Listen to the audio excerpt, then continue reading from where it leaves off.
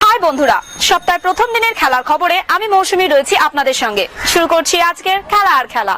ফুটবলের ডায়েরি নিবেদন করছে সংবাদ প্রতিদিন।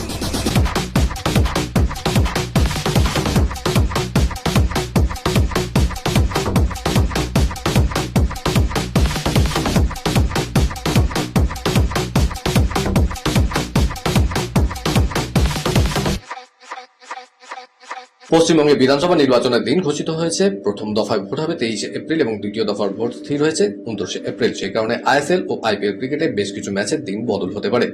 আগামী 24 এপ্রিল ঘরের মাঠে পাঞ্জাবের বিপক্ষে খেলবে ইস্ট বেঙ্গল। নির্বাচনের জন্য ওই ম্যাচ হয়তো পর্যাপ্ত পুলিশ দিতে পারবে না প্রশাসন, তাই স্বাভাবিকভাবে এই ম্যাচে পুলিশের অনুমতি পাওয়া কঠিন। এমনকি ইস্ট বেঙ্গল ও মোহনবাগান সুপার জায়ান্টের ডার্বি ম্যাচের দিনও বদল হয়ে যেতে পারে। পাশাপাশি 26 এপ্রিল ইন্টারকাশির বিপক্ষে নামবে মোহনবাগান। 28 এপ্রিল ইস্ট বেঙ্গল খেলবে ওড়িশার বিপক্ষে। অন্যদিকে 3রা মে ডার্বি ম্যাচ হওয়ার কথা। একই দিনে মোহামেডান স্পোর্টিং হোম ম্যাচ খেলবে মুম্বাই সিটি এফসির বিরুদ্ধে। ভোটের ফলাফল ঘোষিত হবে 4 মে। সেক্ষেত্রে হয়তো এই ম্যাচের সূচিতেও বদল হতে পারে। এছাড়া ভোটের জন্য আইপিএলে কলকাতা নাইট রাইডার্সেরও বেশ কিছু ম্যাচের দিনক্ষণ বদল হতে পারে। শেষ মুহূর্তে গোল হজম করে নিশ্চিত 3 পয়েন্ট যুব ভারতের মাঠে ফেলে এলো ইস্ট বেঙ্গল। কেরল ব্লাস্টার্সের বিরুদ্ধে ম্যাচ শেষ হলো 1-1 গোলে। 5 ম্যাচে 8 পয়েন্ট হলো ইস্ট বেঙ্গলের।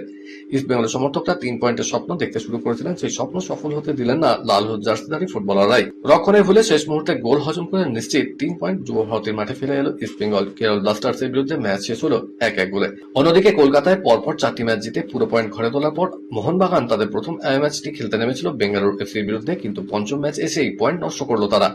সুনীল ছেত্রীর দলের বিরুদ্ধে ম্যাচটি তারা শেষ করলো গোলশূন্য অবস্থায়। ম্যাচের শেষ লগ্নে 3টি গোলের সুবর্ণ সুযোগ পেয়েছিল বাগান ব্রিগেড, কিন্তু অল্পের জন্য তারা কাজে লাগাতে পারেনি। ফলে এই ম্যাচ থেকে মাত্র 1 পয়েন্ট পেয়েই সন্তুষ্ট থেকেই কলকাতা ফিরতে হচ্ছে লোবেরো বাহিনীকে। ক্রিকেটের ডায়েরি। রোববার সন্ধ্যায় রজার বিনি, রাহুল দ্রাবিড়, মিতালি রাজের হাতে উঠল কর্নেল সিকে নায়ডুর লাইফ টাইম অ্যাচিভমেন্ট পুরস্কার। এটাই বোর্ডের সর্বোচ্চ স্বীকৃতি। পুরুষ ও মহিলা বিভাগে 2024-25 মৌসুমে সেরা ক্রিকেটারের সম্মান পান যথাক্রমে শুভমান গিল এবং স্মৃতি মান্ধানা। এই নিয়ে দ্বিতীয়বারের জন্য পলি উমরিগড় পুরস্কার পেলেন গিল। অন্যদিকে পঞ্চমবারের জন্য বর্ষসেরা হলেন মান্ধানা। অনুষ্ঠানে সম্মানিত হন চ্যাম্পিয়ন্স ট্রফি জয়ী ক্রিকেটাররাও। সূর্যকুমার যাদব, হরমনপ্রীত কৌর, 2 বিশ্বকাপ জয়ী ক্যাপ্টেনের সঙ্গে কথোপকথনে অংশ নেন গিল। বর্ষসেরা সম্মান পেয়ে বেশ রোমাঞ্চিত দেখায় তাকে। প্রকাশ্যে এলো কলকাতার নাইট রাইডার্সের নতুন জার্সি। পরিচিত গাঢ় বেগুনি রঙের সঙ্গে কাঁধের কাছে এবং দুপাশে রয়েছে চকচকে সোনালী। জার্সির নকশায় তুলে ধরা হয়েছে শাহরুখ খানের দলের ঐতিহ্য এবং একাত্মবোধকে। অধিনায়ক Ajinkya Rahane, Cameron Green, Sunil Narine, Rinku Singh, Ramandeep Singh, Varun চক্রবর্তীদের নতুন জার্সি পরা ছবি সমাজ মাধ্যমে পোস্ট করেছে কেকেআর কর্তৃপক্ষ। আগের চেয়ে আকর্ষণীয় জার্সিটির ভাবনা লাইন্স অফ লেগেসি। জার্সির মধ্যে রয়েছে অসংখ্য সরু রেখা, রয়েছে 3বার ট্রফি জয়ের চিহ্ন হিসাবে 3টি তারাও। কেকেআর কর্তৃপক্ষ দাবি করেছেন 2026 সালের জার্সিতে তুলে ধরা রয়েছে দলের ঐতিহাসিক মুহূর্তগুলোকে। আইপিএল এর ইতিহাসে প্রথম ম্যাচে ব্রেন্ডন ম্যাকালামের 158 রানের ইনিংস থেকে রিঙ্কু সিং এর 1 ওভারে 5 বলে 5 ছক্কার মতো স্মরণীয় ঘটনাগুলোকে তুলে ধরার চেষ্টা করা হয়েছে। মুস্তাফিজুর রহমানের বদলে খুঁজে নিয়েছে কলকাতা নাইট রাইডার্স। পেস বিভাগে শক্তি বাড়াতে নাইট বাহিনীতে যোগ দিচ্ছে জিম্বাবুয়ের বোলার ব্লেজিং মুজারাবানি। এবারে বিশ্বকাপে 13টি উইকেট নিয়েছেন ব্লেজিং। দীর্ঘদেহী পেসারের অন্তর্ভুক্তিতে চোট আঘাতের জন্য চাপে থাকা নাইট বোলিং বিভাগ শক্তিশালী হবে। এবার দেখার জিম্বাবুয়ে বোলারদের নাইটদের জন্য ব্লেজিং হয়ে দেখা দেয় কিনা। বিশ্বকাপে আগুনে ফর্ম ছিলেন জিম্বাবুয়ে পেসার। সুপার 8 পর্যন্ত লড়াইয়ে থাকা জিম্বাবুয়ের হয়ে 13টি উইকেট তুলেছেন। 6 ফুট 8 ইঞ্চি উচ্চতার ডানহাতি পেসারের বাউন্সার যথেষ্টই বিপজ্জনক। মুস্তাফিজুরকে 9.2 কোটি টাকা দিয়ে কিনেছিল কেকেআর, তবে মুজারাবানিকে বেস্ট প্রাইসেই কিনেছে তারা। আন্তর্জাতিক ক্রিকেট থেকে অবসর নিলেন সরফরাজ আহমেদ। পাকিস্তানের প্রাক্তন অধিনায়ক নিজের সিদ্ধান্তের কথা জানিয়েছেন। ক্রিকেট ছাড়ার আগেই তিনি জুনিয়র দলের কোচ এবং জাতীয় দলের নির্বাচকের দায়িত্ব সামলেছেন। এবার পাকিস্তানের টেস্ট দলের কোচ হতে পারেন বলে জল্পনা চলছে। করাচির এই উইকেট কিপারের আন্তর্জাতিক অভিষেক হয় 2007 জয়পুরে ভারতের বিরুদ্ধে। তিনি দেশের হয়ে 54টি টেস্ট, 117টি একদিনের ম্যাচ এবং 61টি টি20 ম্যাচ খেলেছেন। সব মিলিয়ে তিনি 6164 রান করেছেন। 6টি শতরান এবং 35টি অর্ধশতরান রয়েছে। আইপিএল এর সূচি ঘোষণা হয়ে গিয়েছে। ঘরের মাঠে উদ্বোধনী ম্যাচে খেলার কথা বিরাট কোহলি, রয়্যাল চ্যালেঞ্জার্স বেঙ্গালুরু। কিন্তু সত্যি কি চিন্নাস্বামী স্টেডিয়ামে খেলতে পারবে আরসিবি? আদৌ চিন্নাস্বামীতে আইপিএল এ কোনো ম্যাচ হবে কিনা সেটা এখনো ঠিক করেনি কর্ণাটক সরকার।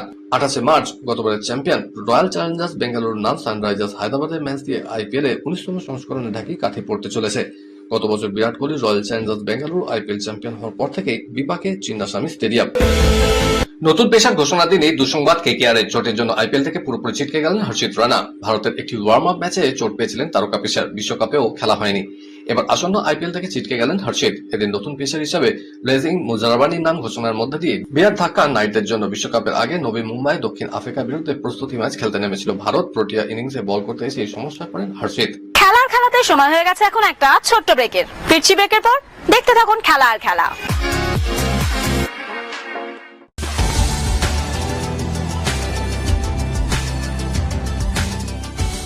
কেআরকে নিউজ মিডিয়া প্রযোজিত সাপ্তাহিক বিনোদন অনুষ্ঠান বিনোদন.com দেখুন প্রতি শনিবার ঠিক রাত 10:25 আপনাদের প্রিয় চ্যানেল ভিশনে।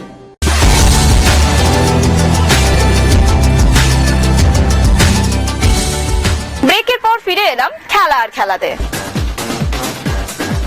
বিদেশের ডায়েরি। দুই বড় দল জিতলেও আর এক বড় দল পয়েন্ট নষ্ট করলো। সেভিয়াকে উড়িয়ে দিয়ে লা লিগার পয়েন্ট তালিকায় রিয়াল মাদ্রিদের থেকে 4 পয়েন্টের ব্যবধান বজায় রাখলো বার্সেলোনা। অ্যাস্টন ভিলাকে হারিয়ে প্রিমিয়ার লিগে 3 নম্বরে উঠে এসেছে ম্যানচেস্টার ইউনাইটেড। তবে পয়েন্ট নষ্ট লিভারপুলের। টটেনহাম হটস্পারের বিরুদ্ধে ড্র করলো তারা। এলচেকে হারিয়ে বার্সার সঙ্গে ব্যবধান কমিয়েছিল রিয়াল মাদ্রিদ। ফলে সেভিয়ার বিরুদ্ধে জয় দরকার ছিল। হ্যান্সি ফ্লিকে ছেড়া শুধু জিতলেন না, সেভিয়াকে উড়িয়ে দিলেন 5-2 গোলের ব্যবধানে। হ্যাট্রিক করলেন বার্সার অধিনায়ক। বাকি 2 গোল ড্যানি ওলমো এবং জোয়াও কানসেলহর। এই ম্যাচে জয়ের পর 28 ম্যাচে 70 পয়েন্ট বার্সার। লা লিগার শীর্ষে তারা। দ্বিতীয় স্থানে থাকা রিয়াল মাদ্রিদের পয়েন্ট 28 ম্যাচে 66।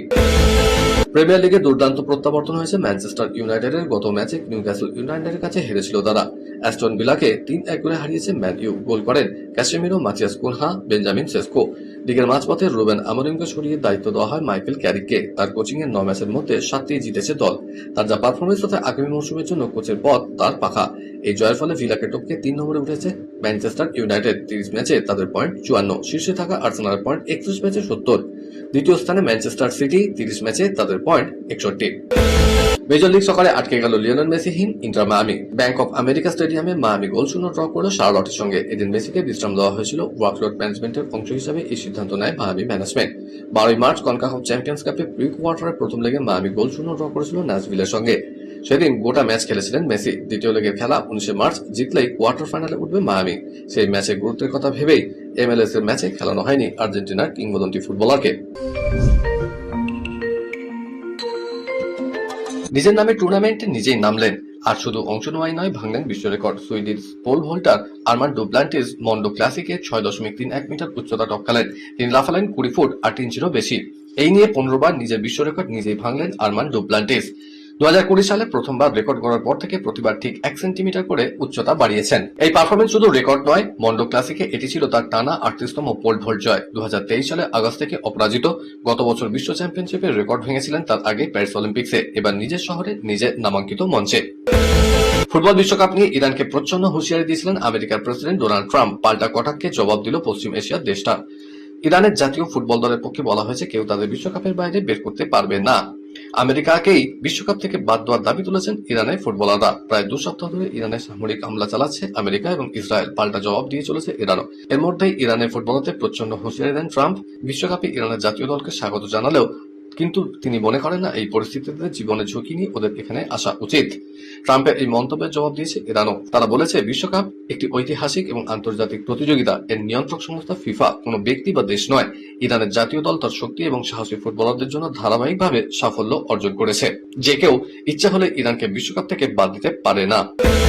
ফুটবল প্রেমীরা অনেকেই তাকিয়েছিলেন সেই দিনটার দিকে, যেদিন প্রতিশ্রুতি ছিল এক মহাযুদ্ধের। এদিকে বিশ্ব চ্যাম্পিয়ন আর্জেন্টিনা, লাতিন আমেরিকার গর্ব, অন্যদিকে ইউরোপের রাজমুকুট পরা স্পেন। একদিকে সময়ের সীমানা ছাপিয়ে ওঠা কিংবদন্তি লিওনেল মেসি, অন্যদিকে নতুন প্রজন্মের আলো লামিনে ইয়ামাল। মাঠে যেন এক প্রজন্ম থেকে আর এক প্রজন্মের হাতে ফুটবলের মশাল তুলে দেওয়ার গল্প লেখা হতে যাচ্ছিল, কিন্তু সেই গল্পের পাতা আর খোলা হলো না। ভারতের 94তম গ্র্যান্ডমাস্টার হল গুয়াহাটির 17 বছরের দাবাড়ু মায়াঙ্ক চক্রবর্তী। উত্তর পূর্ব ভারত থেকে মায়াঙ্কি প্রথম গ্র্যান্ডমাস্টার হওয়ার কৃতিত্ব অর্জন করল। 2500 এর রেটিং পয়েন্ট টপকেছে। স্টকহোমের প্রতিযোগিতায় তার তৃতীয় জিএম নম পেয়ে মায়াঙ্ক গ্র্যান্ডমাস্টার হয়েছে। এর মধ্যে পাকিস্তানি ক্রিকেটার আবরারকে কাব্য মারানের টিম সানরাইজার্সের কেনা নিয়ে দেশ জুড়ে সমালোচনার ঝড়। তা নিয়ে মুখ করেছে বিসিসিআইও। আবরার ছাড়াও ভারতীয় টি-20 ফ্র্যাঞ্চাইজিগুলি আর কোনো পাকিস্তানি ক্রিকেটারকে কিনেছে কিনা দেখে যায়। কাব্বা সংস্থা আবরারকে কিনা নিয়ে বিসিসিআই বলেছে এটা আমাদের আওতায় নেই। তারা এটা কোনো বিদেশি লিগের জন্য করেছে। তাদের সিদ্ধান্ত নিতে হবে, আমরা কিছুই করতে পারবো না। ভিনদেশের মাটিতে আয়োজিত টি-20 ক্রিকেট লিগে ক্রিকেটারদের নিলামে 100-এ অংশ নিয়েছে ভারতীয় মালিকানাধীন সংস্থা সান গ্রুপ। এই গোষ্ঠী টি-20 ফ্র্যাঞ্চাইজি হল সানরাইজার্স লিডস। কাব্যে মারানে অংশীদারিত্বে থাকা এই গোষ্ঠী সানরাইজার্স হায়দ্রাবাদের সঙ্গে গোষ্ঠীবদ্ধ। কলকাতার ডায়েরি। টি-20 বিশ্বকাপ শেষ, এবার আইপিএল শুরু হতে চলেছে। আইপিএল এবার কেকেআর ম্যাচে টিকিটের দাম মহার্ঘ হতে চলেছে ক্রিকেট প্রেমীদের কাছে। ইডেন গার্ডেন্সের নাইট রাইডার্সের হোম ম্যাচে সর্বনিম্ন টিকিটের দাম ধার্য করা হয়েছে 1200 টাকা, সর্বোচ্চ 8000 টাকা। এছাড়াও 1500, 2000, 3000, 3300, 3500, 5000 টাকার টিকিট কাটতে পারবেন ক্রিকেট প্রেমীরা। আপাতত কেকেআর 4টে ম্যাচের সূচি প্রকাশ পেয়েছে, তার মধ্যে 3টে ম্যাচ রয়েছে ইডেন গার্ডেন্সে।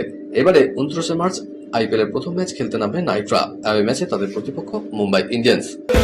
খেলার খেলা আজকের মতো এই পর্যন্তই। আবার দেখা হবে আগামীকাল ঠিক এই সময় এই চ্যানেলে। টাটা।